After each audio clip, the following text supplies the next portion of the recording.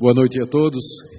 Quero saudá-los com a paz do Senhor Jesus e dizer da minha gratidão e a Deus, em primeiro lugar, pelo privilégio de participar nessa noite, nesse momento, para tratar de um assunto que é tão importante para todos nós.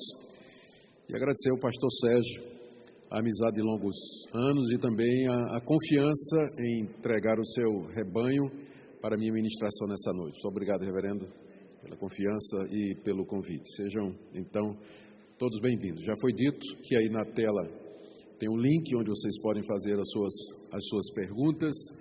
Depois da palestra, nós teremos, então, a sessão pinga-fogo, né? Ou tira o alvo, onde o alvo geralmente é o pastor. Então, a munição vocês podem colocar aí. Mas como é um assunto muito tranquilo, eu não acredito que vai ter muita pergunta. Ninguém tem dúvida nenhuma a respeito desse assunto aqui. O tema que está proposto nessa noite é esse aí na tela: princípios bíblicos para o namoro e noivado. Diferentemente do reverendo Sérgio, que teve o privilégio de casar com sua primeira namorada, eu não tive uma vida dessa maneira. Eu me desviei da igreja muito cedo e fui criado na igreja, me desviei muito cedo e saí para o mundo onde namorar era o meu esporte predileto. Então, tive muitas namoradas, algumas coisas que são inenarráveis aconteceram durante esse período, mas depois da minha conversão, me converti aos 23 anos de idade e casei aos 29. Mas durante aquele período, eu só namorei uma pessoa e foi com ela que casei. Então, num certo sentido, é parecido, né? A diferença é que teve um prelúdio aí no mundo que deixa cicatrizes, não tem vantagem não. Às vezes as pessoas pensam que para o mundo conhecer como é lá fora vai trazer alguma experiência. O pecado nunca é vantagem em nenhuma situação. Então, deixa muitas cicatrizes. Eu me lembro que eu acabei o namoro 2 vezes, porque eu ficava comparando aquela que seria a minha esposa com outras namoradas que eu tinha, ficava incerto de que a coisa ia caminhar, e aí isso prejudicou bastante o relacionamento. Mas nós vamos falar um pouquinho disso mais para frente. Mas aqui nessa noite eu estou para falar a respeito daquilo que aprendi, primeiro na palavra de Deus e segundo também da experiência. E quero dizer também que tenho experiência no friend zone, tá certo? Porque quando eu conheci essa que seria a minha futura, ela me colocou exatamente no friend zone. Para quem não sabe, é a zona de amizade, né? Você está doido para namorar, mas ela só quer amizade. Então, vivi no friend zone 1 ano, então também tenho alguma experiência a respeito disso. Bom, o título dessa palestra, ela, num certo sentido, pode levar você a uma impressão falsa, como se a Bíblia tivesse a dizer alguma coisa sobre o namoro. Na verdade, se eu fosse mostrar o que a Bíblia tem a dizer sobre o namoro, a próxima tela seria uma tela branca. A Bíblia não tem absolutamente nada a dizer diretamente a respeito do namoro, por uma razão muito simples, porque não havia namoro na época em que a Bíblia foi escrita. A Bíblia foi escrita no mundo do Antigo Oriente, onde as pessoas se casavam não depois de um período de namoro, de se conhecer, mas se casavam por meio do arranjo, do acordo feito com seus pais, nos quais entravam interesses financeiros, interesses do clã, interesses de etnia, interesses da família, e não poucas vezes as pessoas que iam se casar conheciam o seu cônjuge no dia do casamento. Então, não tem namoro na Bíblia. Então, quando a gente fala de princípios bíblicos sobre namoro, é preciso deixar muito claro que a única maneira possível da gente trabalhar com isso é entender alguns princípios sobre o casamento e fazer uma extrapolação ou uma analogia ou uma aplicação sobre o namoro, entendendo o namoro como sendo um período preparatório em que as pessoas que pretendem se casar se conhecem, aprofundam o seu relacionamento, conhecem a família um do outro e assim por diante. Se não for assim, não tem como falar sobre namoro a partir da Bíblia, porque não tem realmente nenhum caso de namoro, um versículo bíblico dizendo não namorarás ou namorarás, não tem absolutamente nada disso. Como eu disse aí para vocês estão vendo na tela aí, os casamentos eram arranjados pelos pais, às vezes quando os filhos ainda eram bem crianças. Em alguns casos os noivos só se conheciam no dia do casamento. O exemplo mais claro é aquele de Isaac e Rebeca, que está lá no livro de Gênesis, se não me engano no capítulo 24, quando Abraão, preocupado com seu filho, que já estava entrando numa certa idade e não tinha casado, ele manda o seu servo Eliezer à terra da sua família, lá em Ur dos Caldeus, lá na Mesopotâmia, arrumar uma noiva para ele. E lá vai o servo com a autorização, vai lá com a procuração para arrumar uma noiva para o filho do seu patrão. E todo mundo conhece a história de quando ele chega no poço, a Raquel, que o texto lá diz que ela era pastora de ovelhas. Aliás, é o único lugar na Bíblia onde fala de uma mulher sendo pastora, é lá. Então, ela está lá pastoreando as ovelhas, e de repente o servo chega e pede para dar água às ovelhas, aliás, dar água para os seus animais. Ela fala que tem que remover uma pedra e ele faz isso. Aliás, isso aí foi Jacó, estou misturando as histórias. Ele encontra com ela lá, pergunta quem ela é e descobre que ela é da família de Abraão. E aí fica logo interessado, a moça leva ele em casa, aí ele então revela a intenção de querer levá-la como noiva de Isaac. E aí pede a permissão dos pais. O chefe do clã é o tio Labão,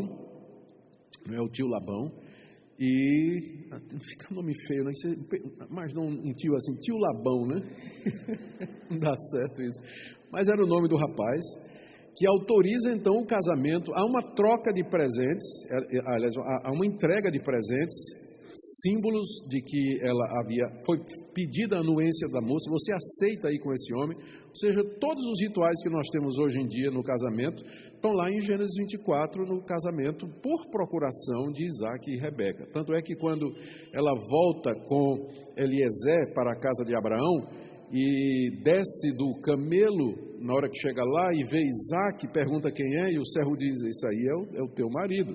Ela oficialmente já estava casada com ele via procuração.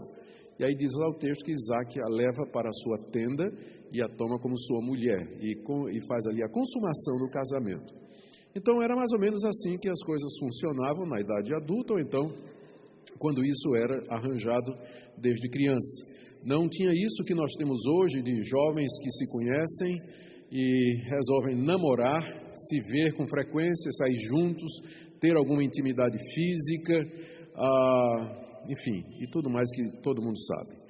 Então, por isso, quando eu digo, nós vamos falar sobre princípios bíblicos, só pode ser feito a partir do que a gente conhece, do que a Bíblia fala sobre o que é o casamento, e do namoro como sendo uma preparação para isso.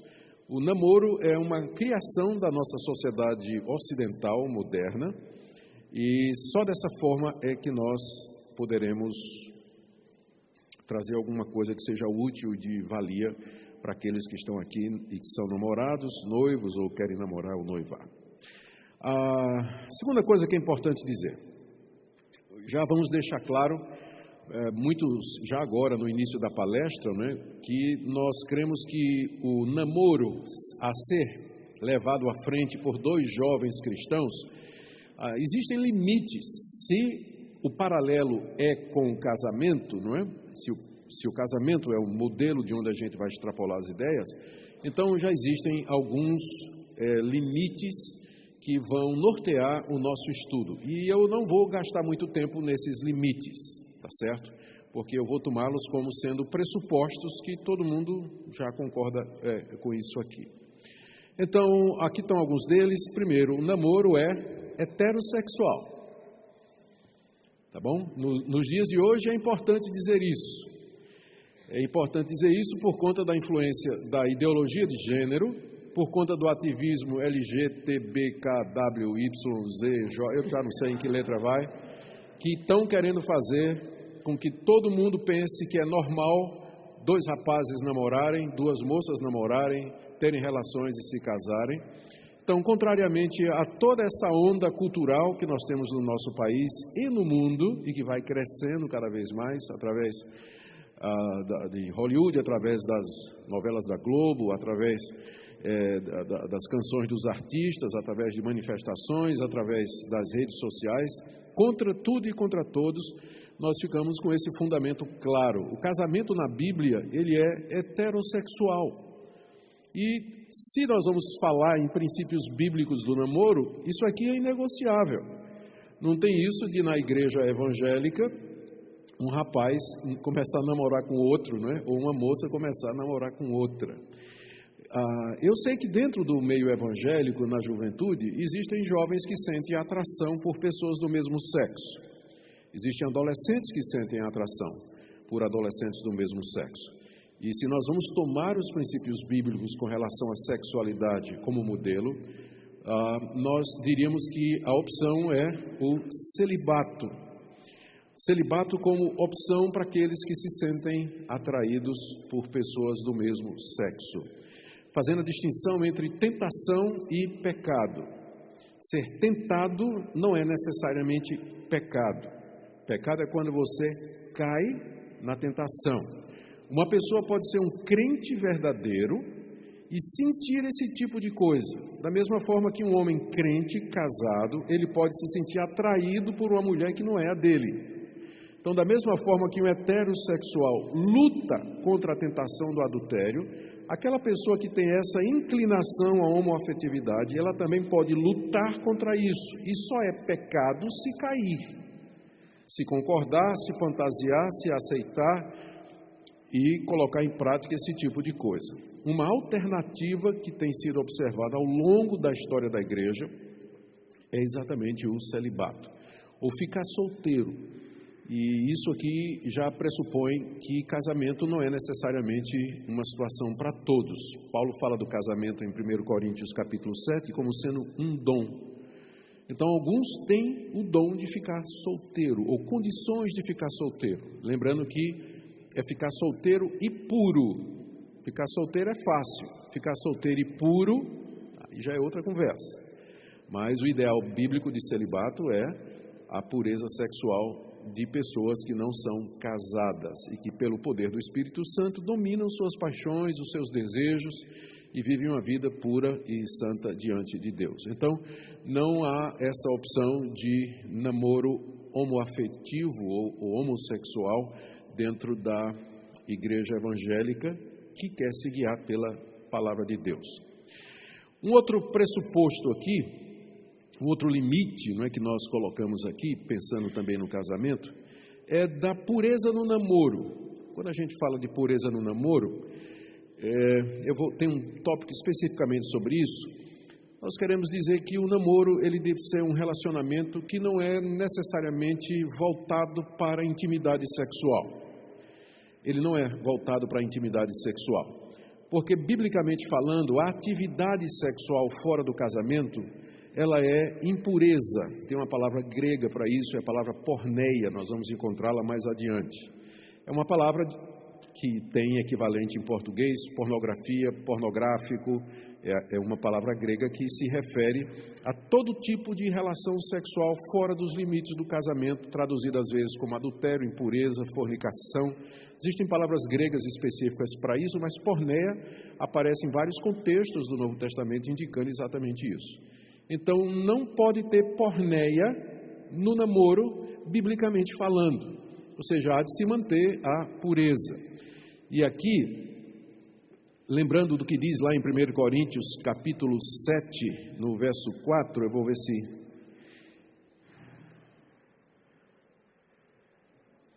Eu vou abrir minha biblinha aqui agora. Só um minutinho que eu devia ter trazido minha Bíblia aberta, né? Deixar para abrir de última hora, dá nisso. Mas eu tenho uma biblinha aqui que vai ajudar a gente. Apareceu na tela? Sim? 1 Coríntios 7, verso 4. Paulo diz aqui, está falando para casado. A mulher não tem poder sobre o seu próprio corpo, e sim o marido. Também, semelhantemente, o marido não tem poder sobre o seu próprio corpo, e sim a mulher. Essa regra só vale para quem é casado. Namorado não tem direito nenhum ao corpo da namorada. Não são casados. E namorado não tem direito nenhum sobre o corpo do namorado. Não são casados. Isso aqui só vale para quem é casado.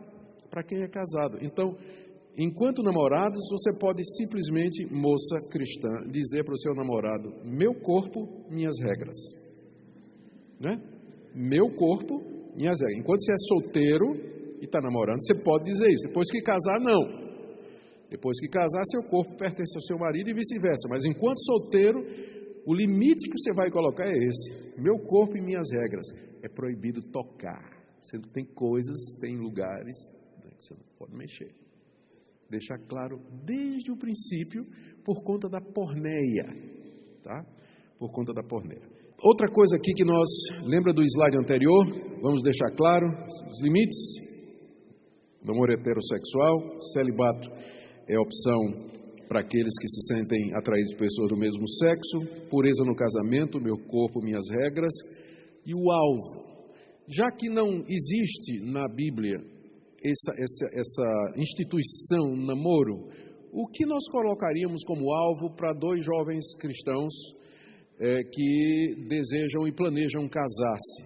Esse período que antecede, que nós chamamos de namoro e de noivado.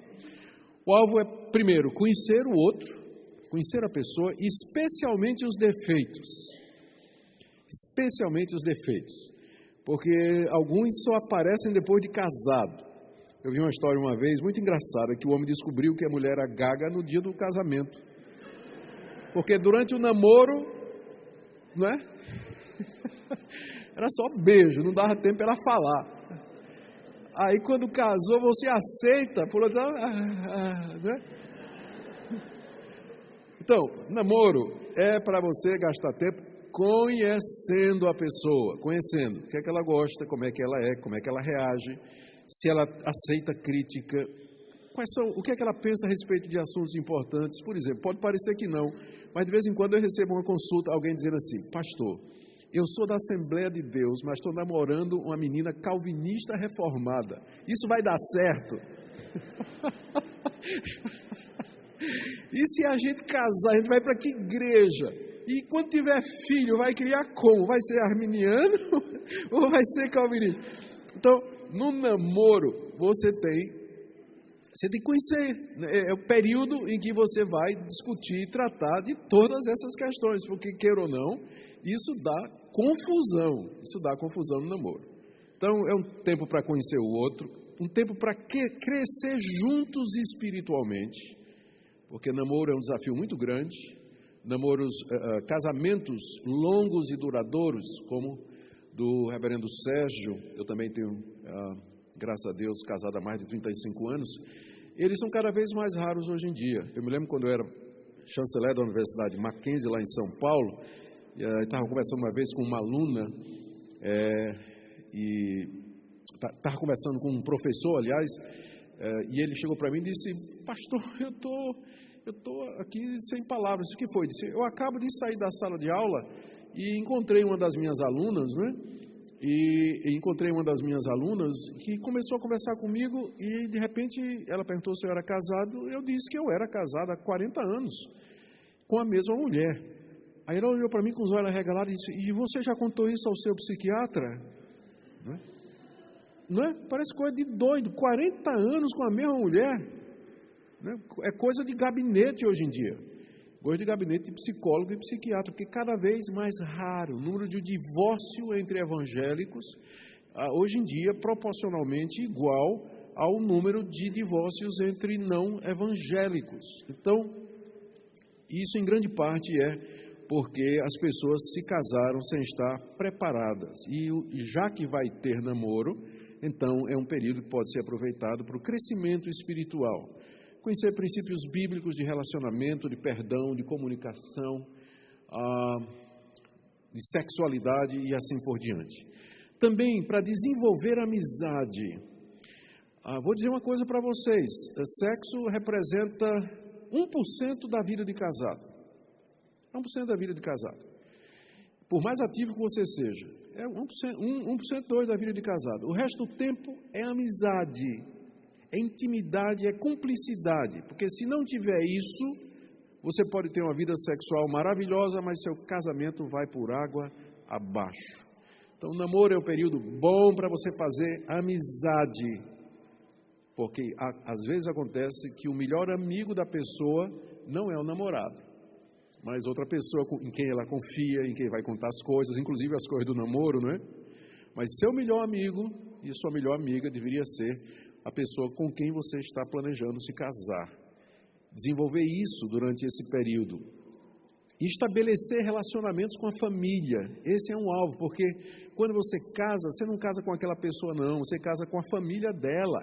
Você vai ganhar uma sogra, você vai ganhar um sogro, você vai ganhar cunhado, você vai ganhar gente chata na família que você não escolheu, você vai ganhar tudo isso. Então, no namoro, é importante você desenvolver um bom relacionamento com os pais do seu namorado, da sua namorada, os irmãos, os tios, os primos, todo mundo. É importante porque você vai casar com a família dela, queira ou não.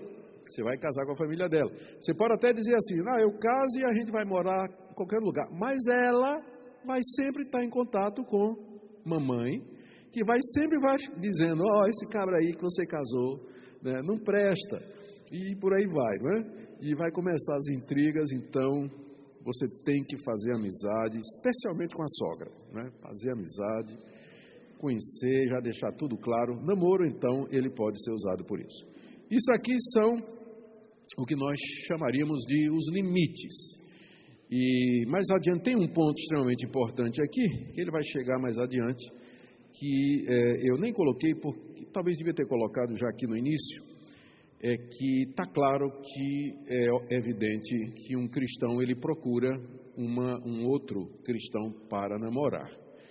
Eu não pessoalmente acredito em namoro missionário e nem que nós deveríamos estimular entre os jovens que procurassem namorar com gente que não é da igreja, a título de trazer essa pessoa para a igreja e ganhar a pessoa para Jesus Cristo. Há casos em que isso, é muito pragmático isso, porque há casos em que isso dá certo, mas há casos em que acontece o contrário. A jovem sai da igreja e o jovem sai da igreja.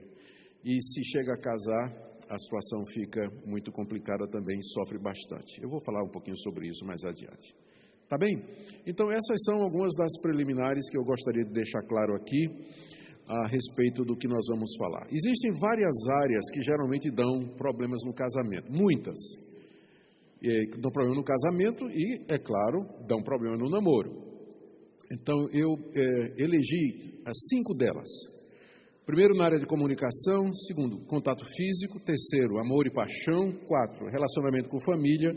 E 5, vida cristã. Estas são as áreas mais importantes, eu creio, do relacionamento do namoro e que precisam de bastante atenção, especialmente quando nós já tomamos como pressuposto de que namoramos para casar. A gente não namora por namorar, nós namoramos para casar. Isso aí é alguma coisa que eu não estou nem entrando em discussão. Tá bem? Então, nós vamos começar aqui com essa primeira área, que é a área da comunicação, e vamos ver quais são os problemas que geralmente surgem. Só um minutinho.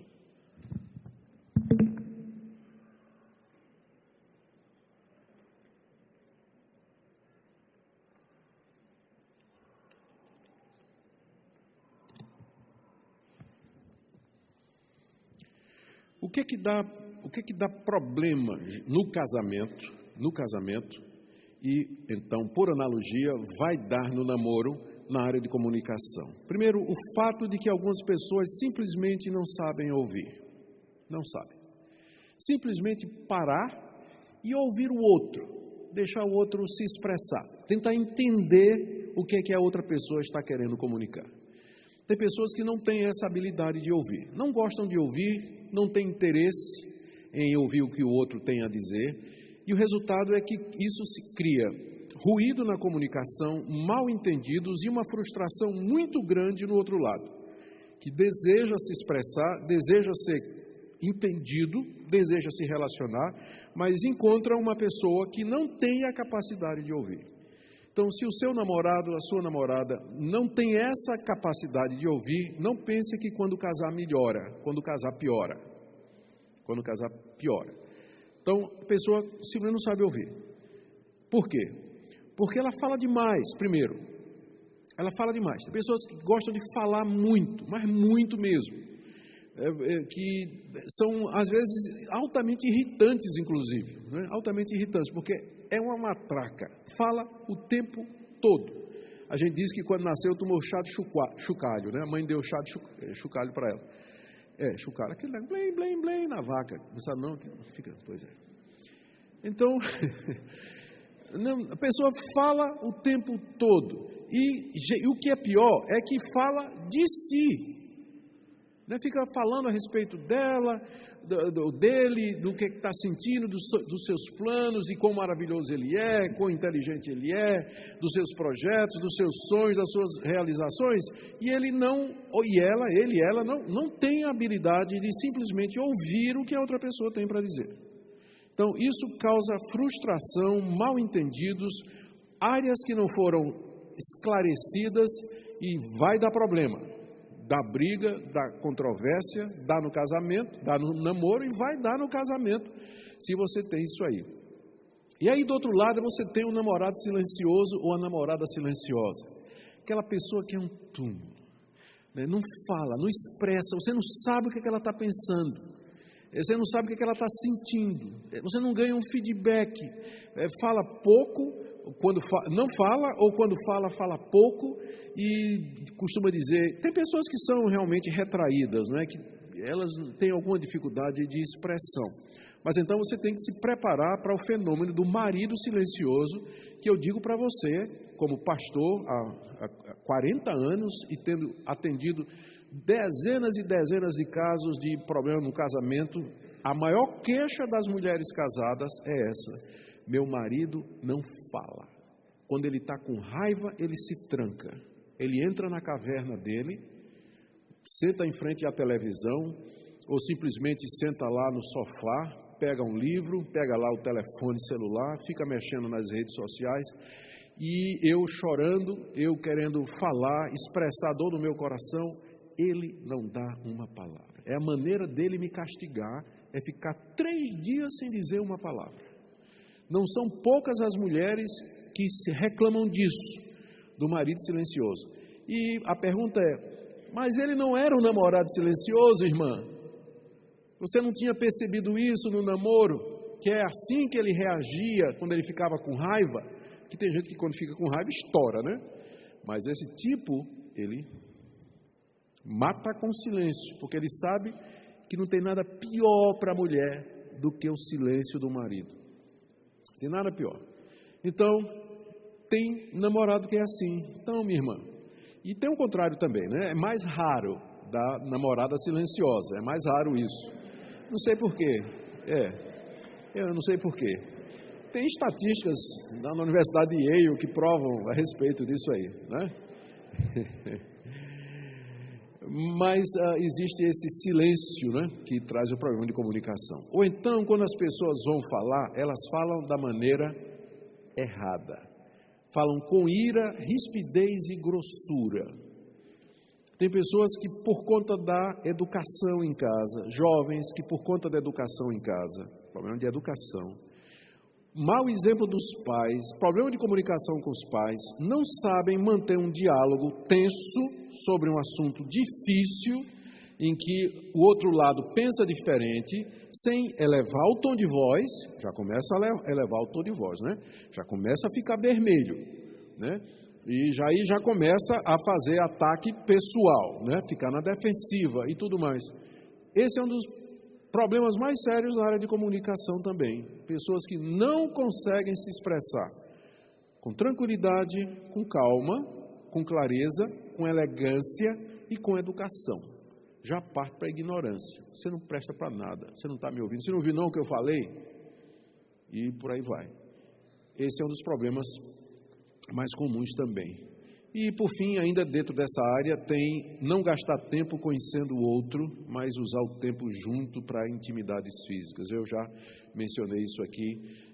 Mesmo entre os evangélicos, jovens cristãos, quando diz assim, eu vou sair com o namorado e tudo mais, boa parte do tempo eles vão encontrar para intimidades físicas e pouco tempo realmente para conversar, bater um papo, se conhecer, estudar a palavra de Deus, orar juntos e assim por diante. A Bíblia, como eu disse, ela não fala a respeito de namoro, mas ela traz alguns princípios sobre comunicação. E eu queria ver esses princípios aqui com vocês. Só um minutinho.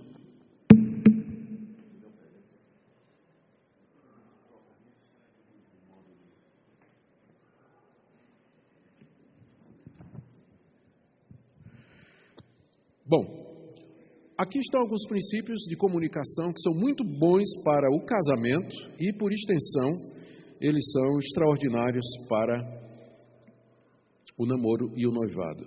Primeiro é escutar antes de responder. Provérbios 18, no versículo 13.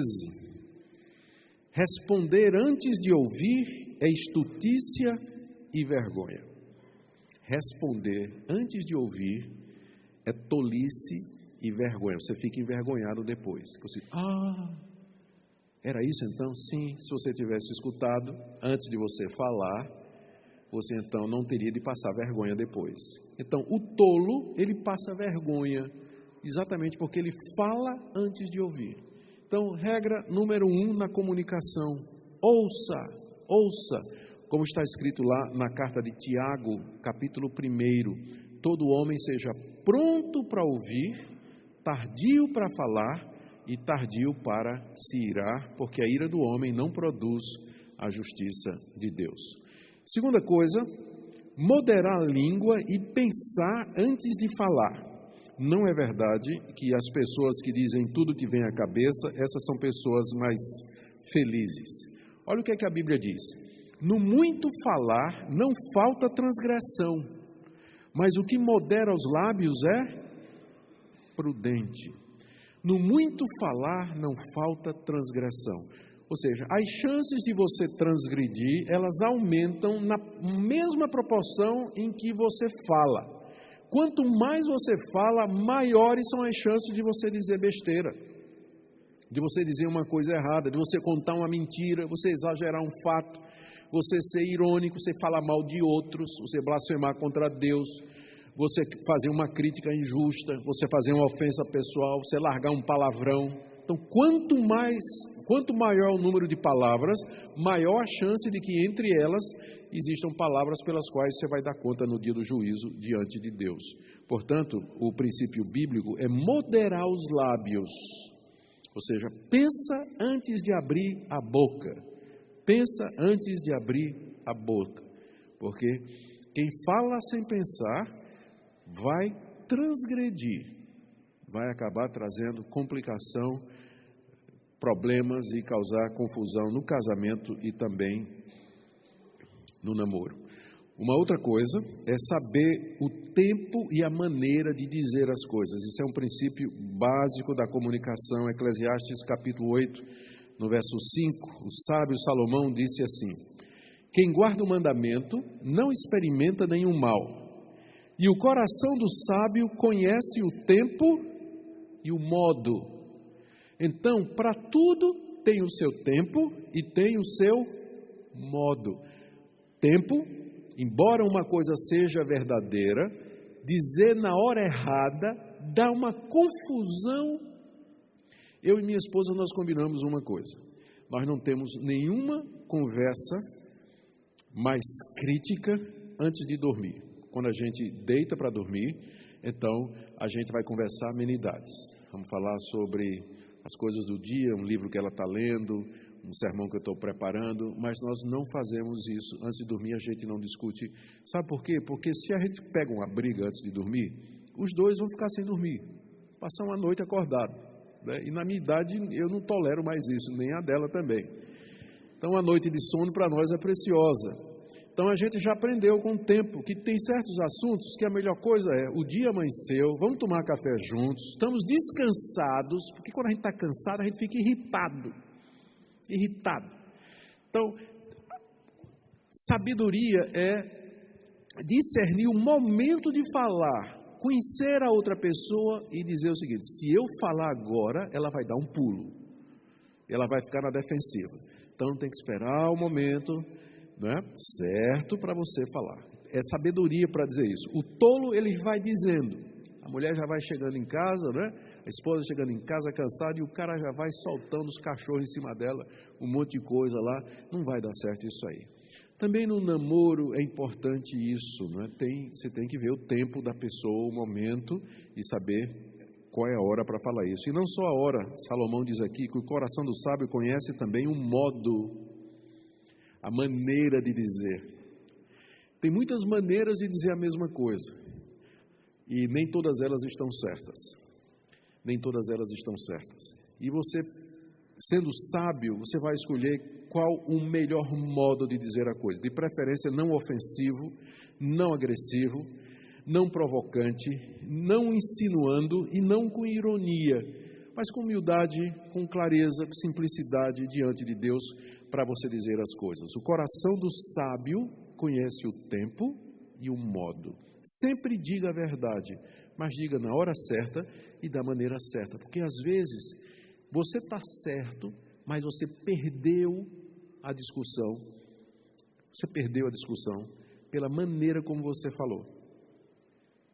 Só pelo jeito que você falar. Você já fecha o coração do outro. Você está certo. O outro sabe que você está certo. Mas porque você foi irônico, você foi agressivo, você foi cruel no que você falou, a outra pessoa se fecha. E diz a palavra de Deus que o irmão ofendido, ele é tão fechado quanto um castelo de ferrolhos. Uma pessoa que foi ofendida, ela se fecha como uma fortaleza. E às vezes o que feriu aquela pessoa foi a verdade que você falou, mas da maneira errada. A palavra de Deus também diz em Colossenses, que nós temos que, Efésios, que nós temos que seguir a verdade em amor. A verdade em amor. E agora, sempre dizer a verdade. Já avancei aqui no próximo ponto, né? Já vou pular. E por último, tem um texto. Vocês sabiam que tem um texto na Bíblia sobre o WhatsApp? Eu disse que não tinha nada, né? Na 3ª de João, você nem sabia que tinha um livro com esse nome, né? 3ª de João, verso 13. João escreve essa cartinha para Gaio, um discípulo na fé, a respeito da obra missionária, e ele tinha muita coisa para dizer. Ao que ele diz no verso 13: muitas coisas tinha que te escrever, todavia não quis fazê-lo com tinta e pena, pois em breve espero ver-te, então conversaremos de viva voz. Não é? Tenho muita coisa para dizer, mas não vou mandar mensagem do WhatsApp, no Messenger, no Twitter, no Face ou no Insta. Tá? Eu não mencionei Tinder, porque eu tenho certeza que ninguém aqui tem o Tinder. Certo? É óbvio que não. Então, por quê? Porque as redes sociais, porque a comunicação escrita, ela nem sempre comunica todos os conteúdos desse ato maravilhoso que é a comunicação. Na comunicação estão envolvidos gestos, linguagem corporal, tom de voz, o brilho dos olhos, o cheiro, ruído ambiente. E mesmo que você tenha o FaceTime, mesmo que você tenha o WhatsApp, mensagem de vídeo, não é a mesma coisa. Porque você só vai ver aquilo que a pessoa quer que você veja. Não vai ver o ambiente ao redor. Onde é que você está, querida? Olha, eu estou aqui em casa, sozinha. Aí só mostra assim, a cara dela e o que está por detrás. E não mostra que no sofá tem um outro cara, né? Não mostra. Então, não é? Não mostra. Então você só vai ver o que o outro quer que você veja. Então, tem coisas que não adianta. Namorados, eles ficam, às vezes, estou falando sério, eles saem, sentam em algum lugar e eles conversam por WhatsApp. Né? E fica trocando mensagem, discutindo questões por WhatsApp. Gente, nada substitui a conversa pessoal, nada substitui o contato pessoal, bater papo, abrir o coração, olhar a pessoa nos olhos, tocar, sentir o cheiro da pessoa, o brilho dos olhos, sentir o ambiente, tudo isso faz parte da comunicação, que é um fenômeno extremamente complexo e que não pode ser reduzido, especialmente em matérias de vida ou morte, como é o caso de casamento, anteriormente namoro, a tentativa de resolução simplesmente via textos. Comunicação é uma área que dá muito problema entre namorados, exatamente porque não ouvem estes princípios bíblicos que são ditos para os relacionamentos em geral e para o casamento em particular. Escutar antes de responder, moderar a língua e pensar no que vai dizer, falar a verdade sempre em amor, o coração do sábio conhece o tempo e o modo, e usar a presença física, o viva voz, não é? Para poder conversar e falar. E é claro, eu não coloquei aqui nenhuma passagem sobre o silêncio, né? Mas nós poderíamos pensar que é um princípio bíblico você ser franco, sincero e honesto com a pessoa e dizer a ela toda a verdade. A segunda área que dá problema é essa daí, contato físico. Os problemas estão relacionados aí.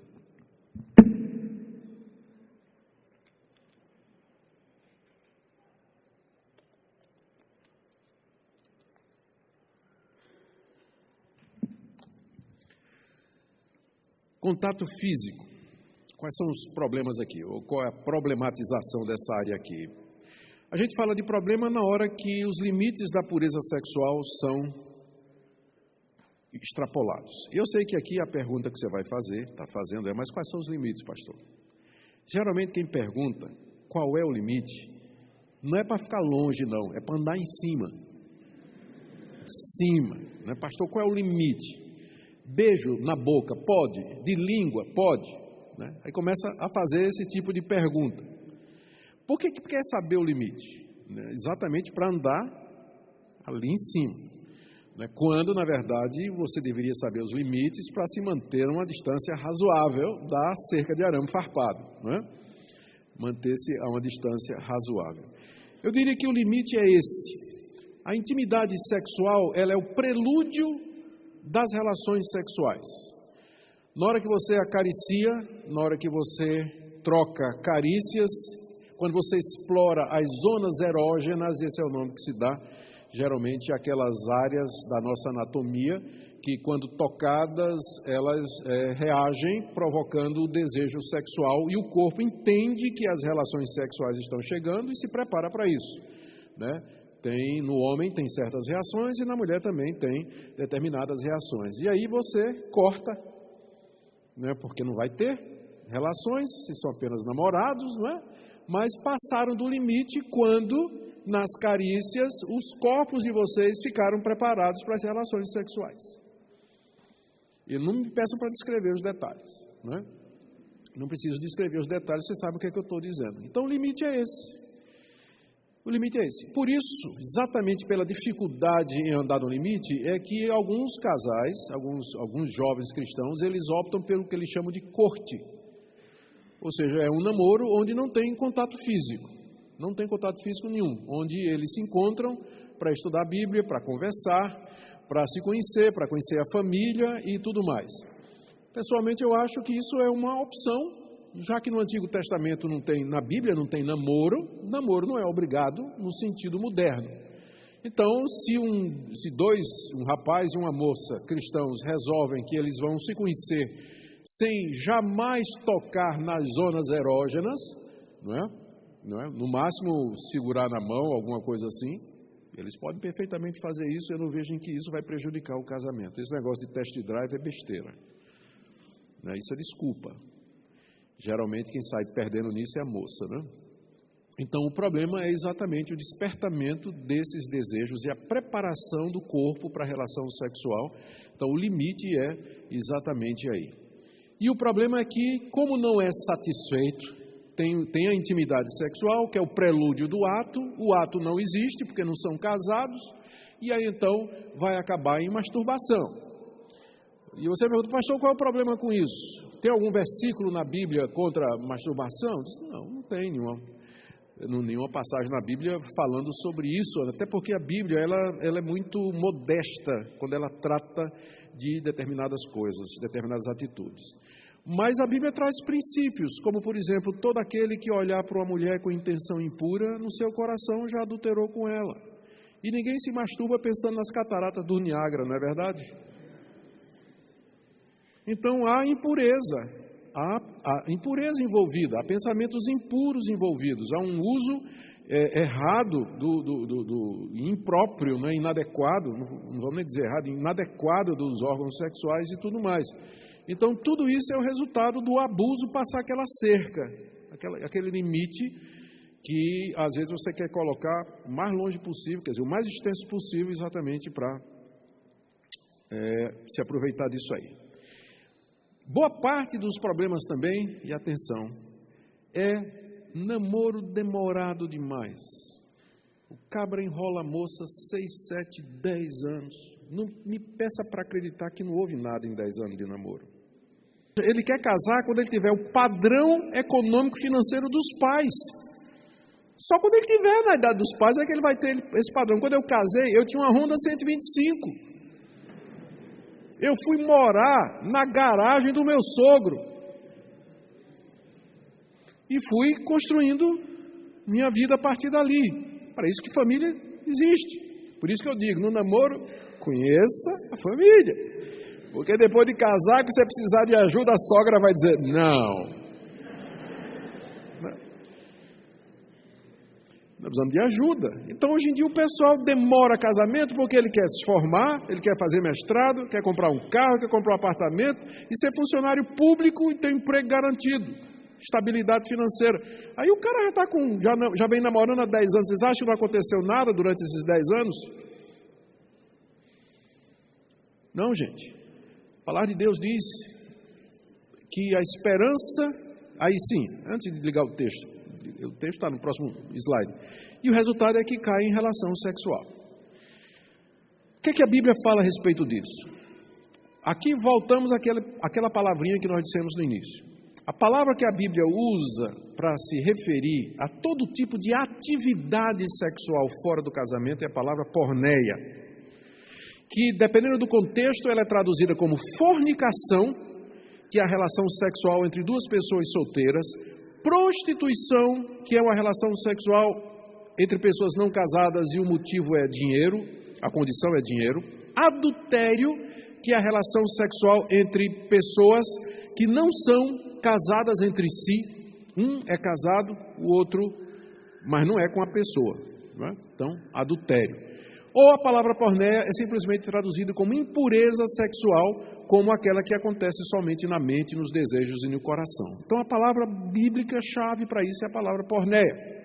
Então, a palavra de Deus não admite porneia no casamento, e muito menos, é claro, entre jovens que se declaram cristãos e que creem na palavra de Deus. É claro que, hoje em dia, a pressão é muito grande. A pressão é muito grande. O casamento vem sendo cada vez mais desvalorizado. E nós vivemos um período assim que eu acho extremamente estranho. Vocês sabem quem é que estão lutando pelo direito de casar? Os homossexuais. Os heterossexuais, na verdade, não querem casar. Querem viver junto. Quer ficar. Querem morar junto. Querem morar... Tempos estranhos esses, pastor. Que quem está brigando pelo casamento são os homossexuais. Enquanto que os outros, os heterossexuais, que tradicionalmente, culturalmente, há milênios, né, que se casam, são os que se casam, estão cada vez mais abandonando isso, e na igreja também. E aí o pessoal vem com essa história, não, mas casamento é coisa da sociedade, coisa nenhuma. Acabei de mostrar, biblicamente falando, como era o casamento no Antigo Oriente. Rebeca e Isaac, pedido de casamento, permissão dos pais, consentimento do chefe do clã, que era Labão, que oficiou, organizou tudo, o consentimento da moça, o dote, tudo está lá na Bíblia, e não é só lá, naquele caso de Rebeca e Isaac, não, vários outros casos de casamento na Bíblia. No Antigo Oriente era assim. É claro que de cultura para cultura, o cerimonial do casamento varia, mas ele é sempre um compromisso público, uma aliança pública entre um homem e uma mulher. Por que é público? Por que tem que ser feito pelo Estado e pela autoridade do Estado. Porque tem a ver com herança, tem a ver com filho, legitimidade, com descendência, tem a ver com tudo isso. Tem a ver com a sociedade, por isso que se diz que a família é a célula máter da sociedade. Então não existe isso. Eu já encontrei uma vez, é porque eu estou ficando velho, estou perdendo a paciência. Se fosse hoje em dia, eu não tinha nem atendido. Mas alguns anos atrás chegou um casal para mim e disse assim: pastor, nós casamos. Que coisa maravilhosa. Em que igreja foi? Não, pastor, não foi igreja não. A gente entrou no quarto, né, no apartamento que a gente comprou, e nós nos ajoelhamos ao lado da cama diante de Deus e nos casamos diante de Deus. Dizemos: Deus, nós nos recebemos como marido e mulher, e a partir de hoje nós estamos casados aqui na tua presença. Porque é só isso que importa, pastor, o resto é coisa de homem. Gente, casamento é coisa séria. Casamento é coisa séria. O que for fora do casamento, a Bíblia chama de porneia. Se casamento fosse simplesmente a intenção de duas pessoas de morar juntas, por que a Bíblia fala de divórcio? Fala em dar carta de divórcio. É porque pressupõe que antes houve um contrato. Para falar da quebra de um contrato, pressupõe que antes houve um contrato. Então não faria sentido a Bíblia falar de divórcio se não houvesse um contrato antes. O caminho de Deus para a satisfação sexual é o casamento. Abra aí comigo, 1 Coríntios. Gente, eu estou tranquilo porque o pastor disse assim: até meia-noite pode ir que a turma está tranquila aqui. Certo? Uber, ninguém vai perder lotação, é só chamar Uber. Então, depois que o Uber surgiu, eu nunca mais me preocupei com a hora de acabar. Então, 1 Coríntios, capítulo 7. Verso 1 em diante. Olha só. Quanto ao que me escrevestes, é bom que o homem não toque em mulher. Aqui Paulo está respondendo a pergunta se era melhor casar ou ficar solteiro. Considerando a situação da igreja de Corinto, em perseguição, Paulo diz: é melhor não casar porque você fugir de uma perseguição casado é mais difícil se você estiver solteiro, não é? Então, nessa situação, é melhor não casar. Mas, por causa da impureza, adivinha qual é a palavrinha aqui para impureza no grego? Porneia. Mas por causa da porneia, cada um tem a sua própria esposa e cada uma o seu próprio marido. Nesse mesmo capítulo, versos 8 e 9. Aos solteiros e viúvos digo que lhes seria bom se permanecesse no estado em que também eu vivo. Caso, porém, não se dominem, que se casem, porque é melhor casar do que viver abrasado. Abrasado é consumido pelo fogo da paixão, né? Consumido pelo fogo do desejo. Ou seja, é melhor casar do que viver abrasado. O que esses dois textos que eu li estão nos dizendo? Estão dizendo que, isso que está aqui, que o caminho de Deus para a satisfação sexual é o casamento.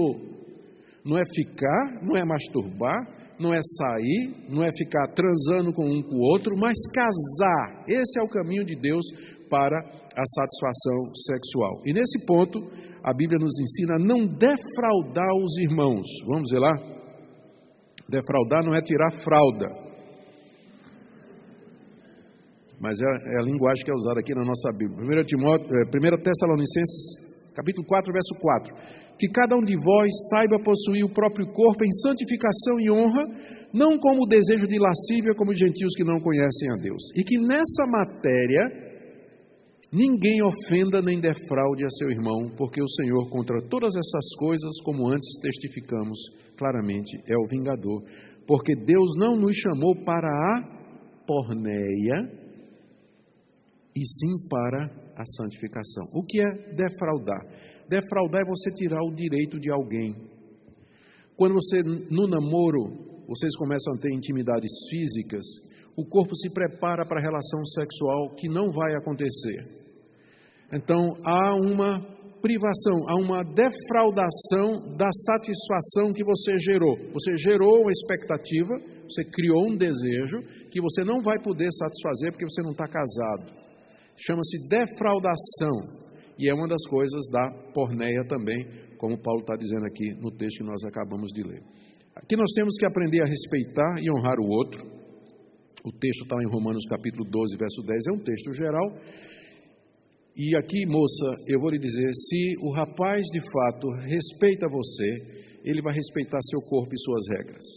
Ele vai respeitar seu tempo, vai respeitar os limites que você colocar diante dele. E vice-versa também. E a última coisa biblicamente falando, tem uma passagem que eu queria trazer aqui, Provérbios capítulo 13, no verso 12, Salomão diz assim: a esperança que se adia faz adoecer o coração. A esperança que você adia vai adoecendo o coração. E aí, querido, quando é que a gente vai casar? Já estamos namorando há 5 anos, querida, ano que vem.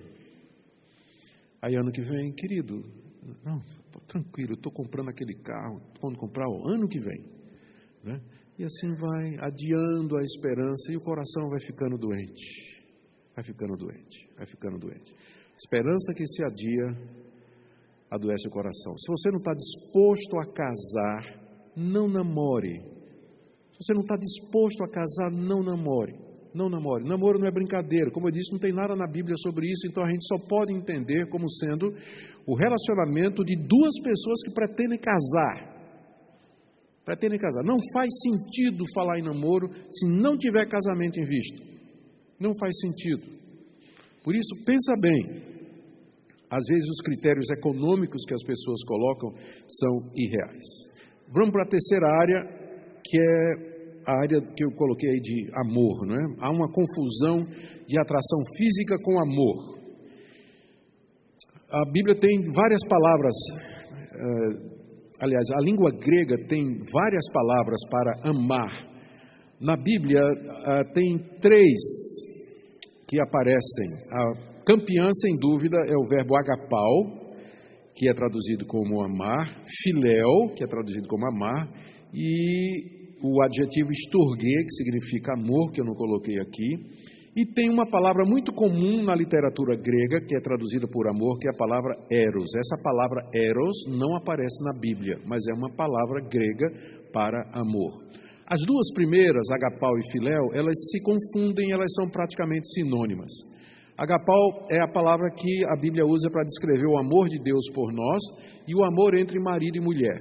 Então, é um amor que geralmente é incondicional e que não foca no objeto do amor. O foco não é a pessoa, assim, no sentido de que o amor não é provocado por aquela pessoa, mas parte do autor, do sujeito. A pessoa resolve amar, decide amar. E por isso é chamado de amor incondicional, porque ele não depende dos atributos ou da qualidade da pessoa amada. E esse é o amor, tanto o agapau como o filéu, é o amor que é recomendado na Bíblia para os casais. Eros aparece na literatura grega e, ao contrário de agapau e filéu, eros é o amor que é focado naquilo que a outra pessoa é e o que ela pode me dar. Daí é um amor interesseiro. Eu gosto daquela pessoa porque ela é bonita e ela é sensual e na cama ela vai me dar prazer. Então esse tipo de amor é chamado de eros. A questão é que hoje em dia as pessoas confundem os 2 primeiros com o terceiro.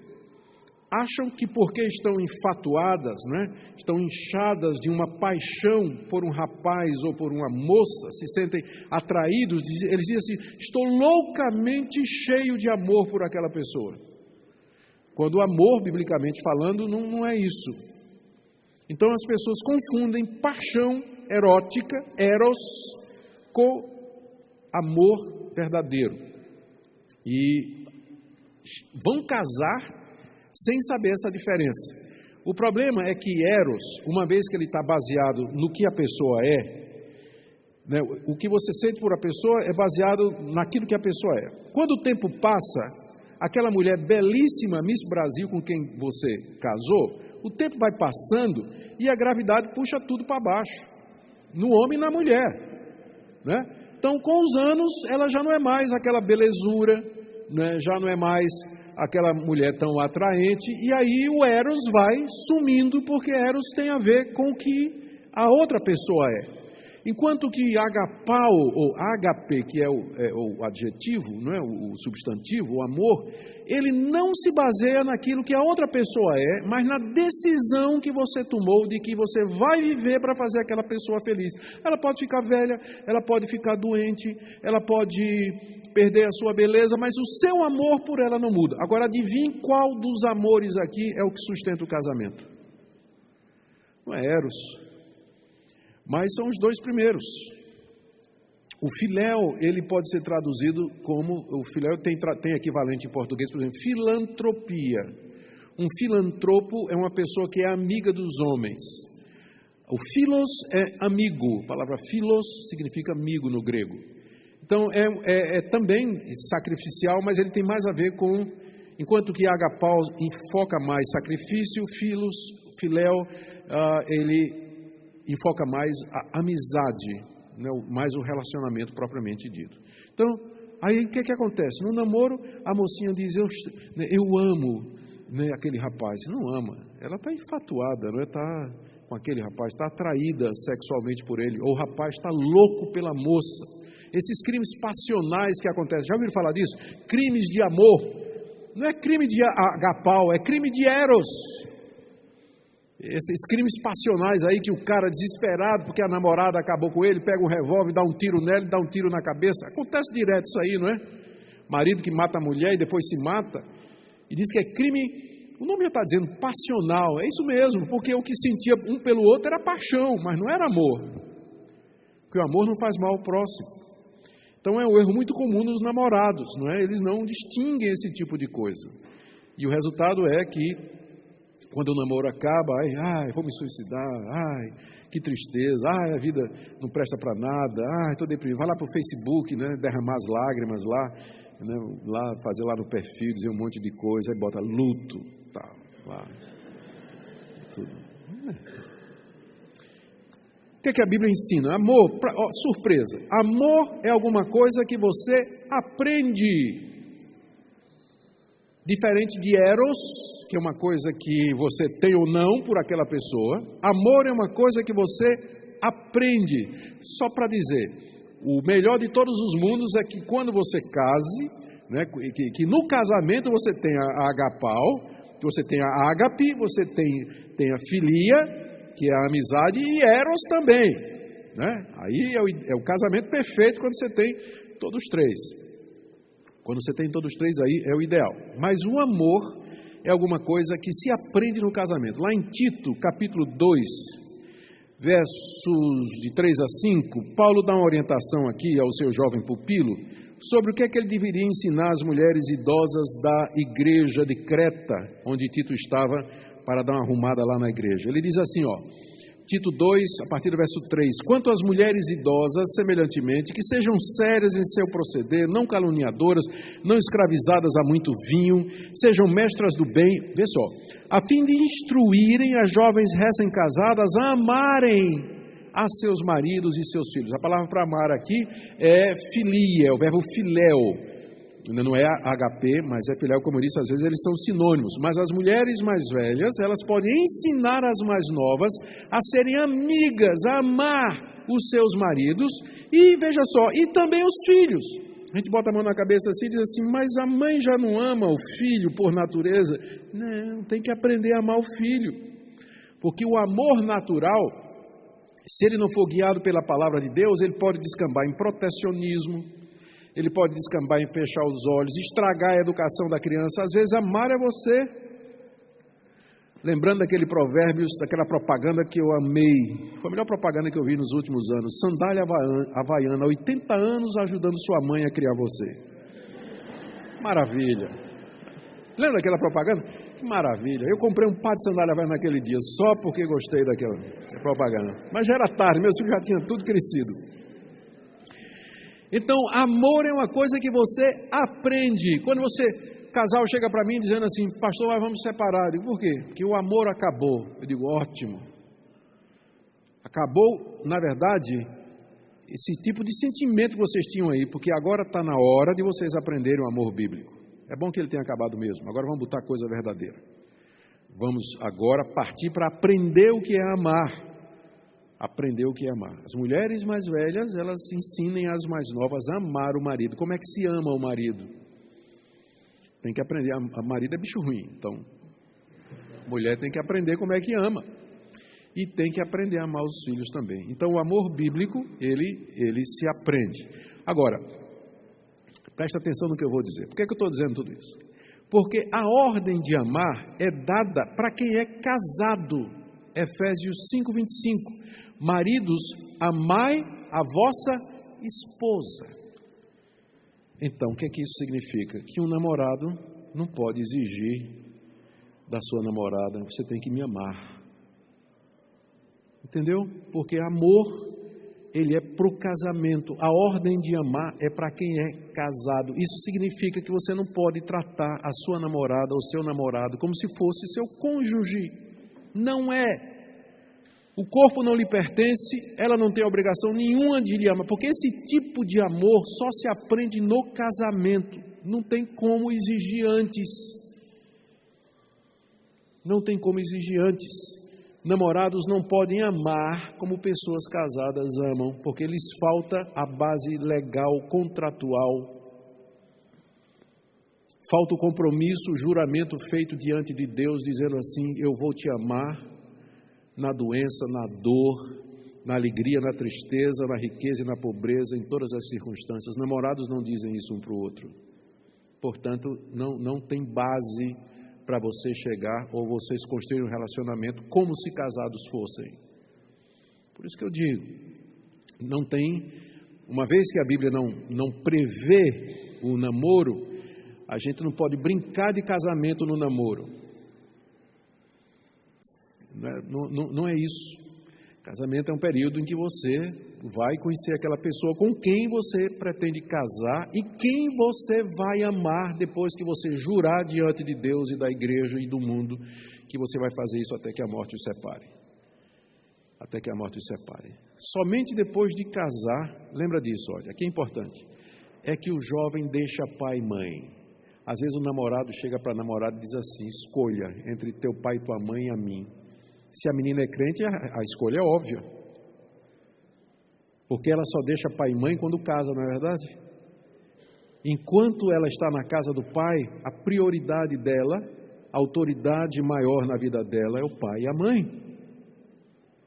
E você não pode chegar e questionar isso, colocar isso em xeque, dizendo assim: escolha quem é que você vai seguir ou quem você vai dar prioridade, a quem você vai obedecer, a quem você vai submeter, tem que ser submisso. Tem uns cara de pau, né, que chega para a namorada e diz assim: você tem que ser submissa a mim. Como assim, João?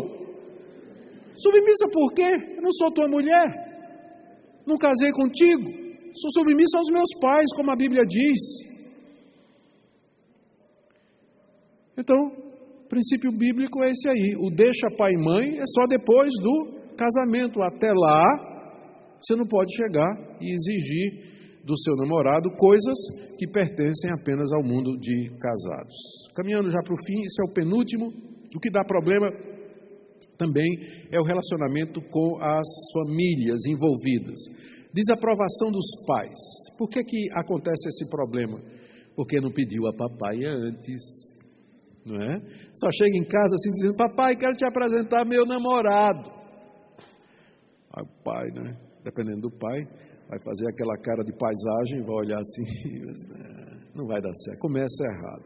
Eu ainda acho que, uma vez que a Bíblia fala que os filhos estão debaixo da autoridade do pai, e enquanto você estiver comendo feijão e arroz do seu papai, morando na casa do seu pai e de sua mãe, e dependendo dele para todas as coisas, na hora que você vai namorar com alguém, com quem você pretende casar, a primeira pessoa que deveria saber era seu pai e sua mãe. Primeira pessoa. E conversa, pergunta, apresenta e aguarda a avaliação, porque se tem uma pessoa que conhece bem você, por mais que você não queira acreditar, é o seu pai e sua mãe, que trocou suas fraldas, limpou seu bumbum quando você era pequeno. Eles conhecem você mais do que você sabe, e eles vão dar a hora de dizer assim: esse cara não dá para você. Esse cara não dá, então essa menina não dá para você, é óbvio que não dá para você. Aí o que é que acontece? Ignora esse passo, né, vai em frente, a ferro e fogo, com a desaprovação dos pais. Às vezes os pais estão equivocados, mas não é regra geral. Mas a orientação bíblica é de que os jovens, eles ouçam o conselho dos mais velhos e sigam a orientação dos seus pais. Aí o que é que acontece? Vai fazendo a revelia, vai fazendo de todo jeito, e depois do casamento tem um problema de família. É muito ruim você estar casado e viver em tensão com a família da sua mulher e do seu marido, exatamente porque essas coisas não foram tratadas antes, não foram resolvidas antes, e vai acontecer isso aí. E às vezes, a diferentes níveis sociais, raciais e financeiros, eles não são um grande problema. Todos eles superam. Eu sou um paraibano nordestino que casei com uma holandesa, criação completamente diferente. Pense em duas pessoas que tiveram criação diferente. Eu gosto de buchada de bode, ela odeia buchada, não sei porquê, ela odeia buchada de bode. Eu gosto de ver filme de ação, thriller, de aventura, ela prefere Branca de Neve e os Sete Anões. Quando a gente sai para comer em família, é um rolo, porque nada do que eu gosto, ela gosta. E para achar, a gente tem que morrer sempre no quilo. O restaurante é o quilo, que é o único que satisfaz aquilo ali. Eu gosto de carro, ela não gosta, pelo menos ela gosta de moto. Ela anda comigo na garupa da minha motocicleta, pelo menos isso a gente tem em comum. Mas eu sou perdidamente apaixonado por essa mulher há quase 40 anos. Eu a amo de todo o meu coração. E ela diz que também é verdade do lado dela, né? Ela diz que também é verdade do lado dela. E não tem duas... A minha família era uma família de classe média alta, aqui em Recife. Meu pai foi presidente da CELP durante vários anos, advogado de renome aqui. Eu cresci estudando Americano Batista, Colégio Exuda, fiz universidade particular.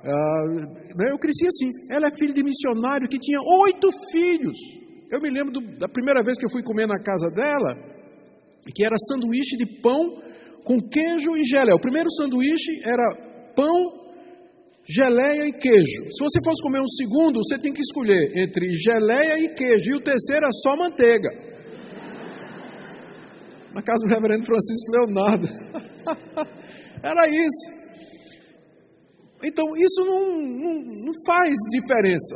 Esse tipo de coisa aí, eles não causam tanto problema se o relacionamento for entendido, se a família compreender, se a família aceitar, tudo isso pode ser superado.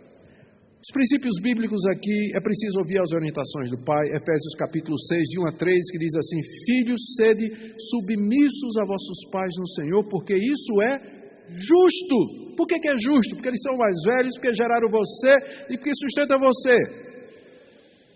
Então é justo que você honre, que você obedeça. Fala, explica, apresenta, diz a intenção, pede a permissão. Lembre que depois que casar, Gênesis 2:24, você vai casar com a família dela. Diz lá em Gênesis 2:24 que depois do casamento serão os dois uma só carne. Carne aqui não é só relação sexual não, se refere à existência humana. Você vai casar com a família dela. Por último, vida cristã.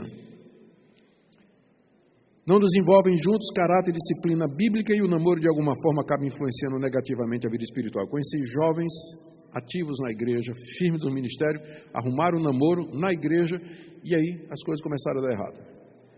A frequência diminuiu, fechou-se com o namorado, ficam os dois, não tem mais relacionamento com os outros jovens da igreja, para de frequentar as programações da igreja, e esse namoro acaba não sendo para melhor, mas para pior.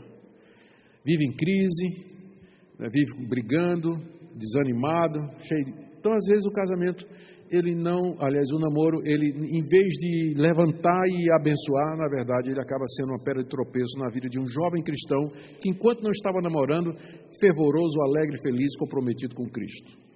E aí vem esse namoro e bota tudo para baixo.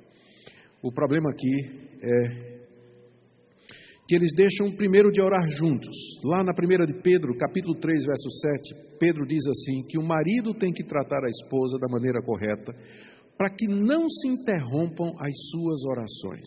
Pedro está pressupondo que o casal casado, ele tem uma vida de oração, que marido e mulher oram, juntos chegam diante de Deus. Está aqui porque você não pode casar, não deve casar com descrente. Está aqui porque você não deve casar com descrente, porque na hora da angústia e da aflição você vai estar sozinho orando. Mas o padrão bíblico é marido e mulher orando. E para não interromper as orações, ou seja, para não interromper as respostas de oração, ou mesmo o fluxo de oração, o marido tem que tratar bem a esposa. Trazendo isso para o namoro, extrapolando. Então, se vai ser assim no casamento, é bom que comece a ser no namoro. Porque se vocês não oram juntos no namoro, vocês não vão orar juntos no casamento. Não pense que casamento é uma coisa mágica que de repente conserta todos os erros e falhas que vocês cometeram durante o namoro, porque não, agrava. Casamento é uma fase muito mais séria.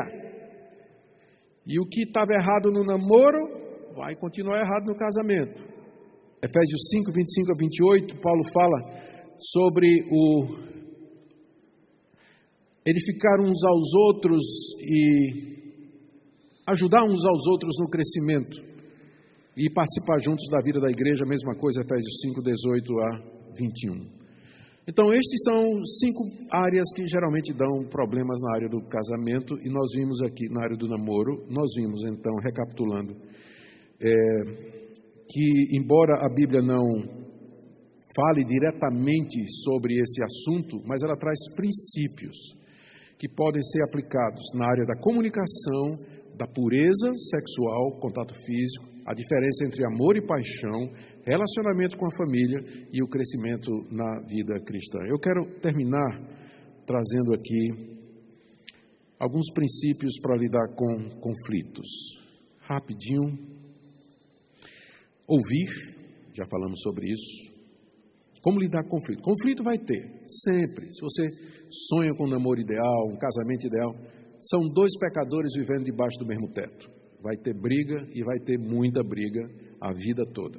Então, mas o problema não são as brigas, as desavenças e as diferenças, é como nós lidamos com elas. E o princípio número 1 é ouça, escute, entenda a situação da outra pessoa. Pare para ouvir, dê uma oportunidade para ela se explicar, antes de você dizer alguma coisa. Fale brando, Provérbios capítulo 15, verso 1, a palavra branda desvia o furor, mas a palavra dura, ela suscita a ira. A palavra dura, ela provoca a ira das pessoas, mas a palavra branda, ela acalma a outra pessoa. Então, para resolver conflito, baixa o tom de voz. Baixa o tom de voz, não precisa gritar. Fala com tranquilidade e normalmente. Ser paciente e abrir mão nas coisas não essenciais. Vocês têm que escolher as brigas. No casamento é assim, você não pode entrar em toda briga, né? Especialmente se você tiver uma mulher como a minha, que você vai perder todas. Eu não ganho uma para ela. Então, como eu sei que eu geralmente perco, eu escolho as brigas que eu vou entrar. Escolho as quais eu terei alguma chance de ganhar. Porque geralmente ela está certa e eu estou errado. Geralmente ela está certa e eu estou errado. Então, eu tenho que escolher as brigas. E é o conselho que a gente dá geralmente para os casais, não é? Briga você vai ter. Motivo para brigar você vai ter sempre. Sempre. Comida, dinheiro, finança, criação de filho, uso do carro, uso do tempo, uso da televisão, uso das redes, briga com o celular porque você está usando, está em casa, tem pouco tempo em casa, e o tempo que você está lá, você está vendo aquele bendito daquele celular. Então, motivo de briga não falta. Você vai ter uns 10, 20, 30 motivos para comprar uma briga durante o dia. Não caia nessa. Escolha uma ou outra briga, né? E o resto faz o que a Bíblia diz lá em Colossenses 3,19, perdoando uns aos outros. E o que diz o livro de Provérbios? Que o amor cobre uma multidão de pecados. Engula seco. Não faça questão, abra a mão, dê o braço a torcer, porque tem briga que não vale a pena. Tem casal que brigou, eu não sei se é verdade, mas isso aqui é verdade. Uma vez eu pregava lá em João Campos, lá na Igreja Batista da Boa Vista, um tempo que João Campos tinha um culto lá. Eu me lembro que eu ia lá de manhã, 7 horas da manhã, a gente pregava toda segunda-feira. De vez em quando eu estava lá pregando. Me lembro um dia que eu acabei, saí assim, uma senhora chegou para mim e disse assim: Eu queria que o Senhor me ajudasse, porque eu tenho um ódio do meu marido, me separei dele, eu não consigo nem, porque eu não conseguia nem olhar para a sandália dele, porque ele deixava tudo espalhado pela casa. Ele vinha entrando em casa e jogava sapato para um lado, meia para o outro, camisa no outro, assim. Isso foi durante anos, e eu falando com ele, e finalmente eu não aguentei mais, eu me separei desse marido, e ela disse, vou levar essa raiva dele para a minha sepultura. Eu disse, a senhora pode ter uma surpresa quando morrer. Brigar por causa da sandália do marido. O marido largava a sandália no meio da sala, e virada ainda, né? E lá ia ela pegar a sandália. Eu sei.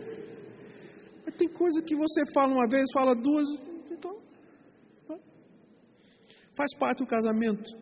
E no namoro você vai ter que aprender assim, desde cedo, esse tipo de coisa. Você vai ter que escolher as brigas e engolir o resto. Você está vivendo com gente imperfeita, com gente que você não vai concordar 100%. Se você não consegue, agora é melhor nem ir em frente. Melhor nem em frente com o projeto de casamento, porque não vai ficar melhor não depois de casar. Pedir perdão quando errar. Jaime Kemp uma vez falou, nunca esqueci, 3 frases que salvarão qualquer casamento. Eu estou errado, peço que você me perdoe, com a graça de Deus nunca mais vou fazer isso. 3 frases que salvarão qualquer casamento e qualquer namoro. Pedir perdão quando errar, como está lá em Provérbios 28:13. Quem cobre as suas transgressões jamais prosperará, mas quem confessa e deixa alcançará misericórdia. Não acusar ou causar culpa, isso aí é uma arma que os homens gostam de usar, fazer a mulher se sentir culpada. Ou a mulher gosta de fazer isso com o homem também, fazer ele se sentir culpado. E elas sabem direitinho, para deixar você com a carga de culpa, né? Se sentindo assim. Mas eu não sei nem o que diz Provérbios 10:12 aqui. Agora eu fiquei curioso, vamos dar uma olhada aqui. Por que é que eu botei essa passagem aqui? Provérbios 10:12. Cadê? Provérbios 10:12. Assim, o ódio excita contendas, mas o amor cobre todas as transgressões. O amor cobre todas as transgressões, no sentido, cobrir aqui, essa palavra cobrir no hebraico, ela está muito ligada à tampa da arca da aliança, onde tinha a lei de Deus. A tampa era o propiciatório. E era ali no propiciatório que cobria a arca, que era lançado o sangue dos animais para perdão de pecados. Então o amor é comparado àquele sangue que era derramado sobre a arca para perdão de pecados no Yom Kippur, que era o dia da purificação. O amor cobre uma multidão de pecados, assim como o sangue daqueles animais derramado no propiciatório perdoava aqueles pecados. O amor verdadeiro, ele perdoa, ele esquece, ele não leva em consideração, ele trata a pessoa como se não tivesse ofendido e assim por diante. Então, às vezes, acontece essa questão de culpa aí, que é contra a Bíblia. Orar juntos um pelo outro, Tiago 5,16, deixar passar uma noite, é uma boa regra. Como eu disse, às vezes, conflitos, eles são causados porque os dois estão cansados, estão irritados com alguma coisa e não é a melhor hora para discutir certas situações. Então, resolvam deixar o assunto sobre a mesa e dali no dia seguinte ou 2 dias depois volta a tratar do assunto descansados, com calma, né? Lembrar que vocês têm limites psicológicos, físicos e mentais que precisam ser respeitados e acima de tudo buscar conselho. Provérbios 11:14 e 24:6 diz que na multidão dos conselheiros há sabedoria. Pedir conselho, pedir ajuda, pedir que pessoas possam lhe auxiliar nessas dificuldades. Muito bem, gente, era isso que eu queria trazer, são essas 5 áreas. Aqui está uma pequena orientação sobre como resolver conflitos. A minha expectativa é que esse estudo possa ajudar, 1 hora e 8 minutos de estudo. Espero que esse estudo seja útil para vocês que são namorados, noivos que pretendem casar. Amém? Deixa eu orar com vocês. Pai querido, nós te damos graças pela Tua Palavra, que nos traz princípios que podem ser aplicados a todas as áreas da nossa vida. Nós oramos pelos namorados que aqui se encontram, pelos noivos, solteiros que pretendem casar, pelos casados que aqui se encontram, que essa palavra seja usada por Ti. Em nome de Jesus. Amém.